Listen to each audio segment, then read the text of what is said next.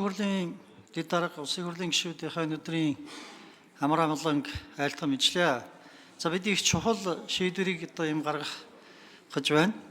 Учир нь зэрэг Монгол улс тодорхой одоо улсуудаа нийгмийн хамгааллын одоо чиглэлээр хамтран ажиллах хэлтсээр байгуулж тэрийг одоо улсын хурлаараа сойрхон батлуулдаг. Нөгөөдлийнхаа бас улсын хурлаар парламентаар одоо шинэ батлуулдаг ийм одоо жишг тогтоод даруй одоо бидэнд бас нэг 10 гаруй жил болж байна.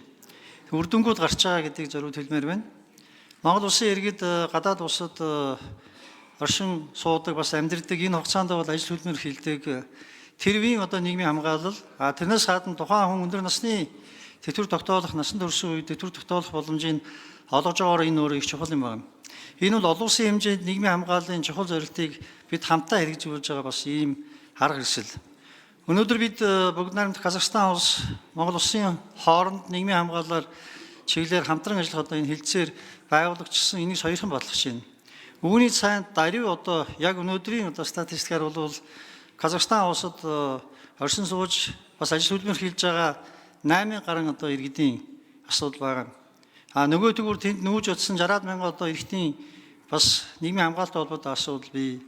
Монгол улсын иргэд ажил хөдөлмөр хийж байгаа эх орондоо босч ирсэн үеийн мэдээж хэрэг нөгөө талын бас иргэдийн Монгол улсад ажил хөдөлмөр хийж байгаа үеийн нийгмийн хамгаалал учраас энэ өөрөө их тийм онцгой ач холбогдолтой шийдэл болж байна. Шийдэл болчихсон. Одоо энийг бид хэрэгжүүлэх энэ одоо алхахыг зохиход бэлэн байгаа нь бол цаашаалтай байна гэж бодож байна.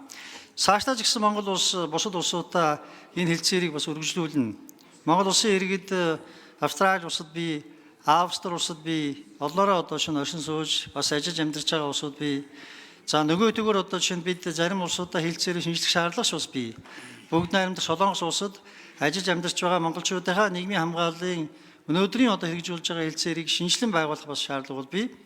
Энэ чиглэлээр бол өнгөрсөн хугацаанд бол тухайн үеийн хөдөлмөр нийгмийн хамгааллын яам бол онцгой бас ач холбогдол өгч хүчин чармаалт гаргасан. Одоо үеийн одоо сайдныг заавал дурдах ёстой. Ариун зай сайдын үед энэ хэлцээрийг бол их тийм эрчимжүүлж болгонтой сайдын үед бол энэ хэлцээр бол байгуулагдсан. Тэгээ өнөөдөр бол Авбекр сайдын одоо үед энэ хэлцээр улсын хурлаар сойрхон батлагдж байна. Сойрхон батлагдсан даруйдаа энэ бол хэлцээр хийжээд явна гэж үзэж байна. Тэгэхээр зэрэг улсын хурлын эрхэм гишүүд та бүхнийг монголчуудынхаа нийгмийн хамгааллын одоо баталгаа хангаж чиглэсэн өндөр насны тэтгэвэр бусад одоо нийгмийн хамгааллын асуудлыг шийдэж чиглэсэн энэхүү хэлцээрийг сойрхон батлах чиглэлээр дэмжиж санал өгөхийг хүсье. Баярлалаа.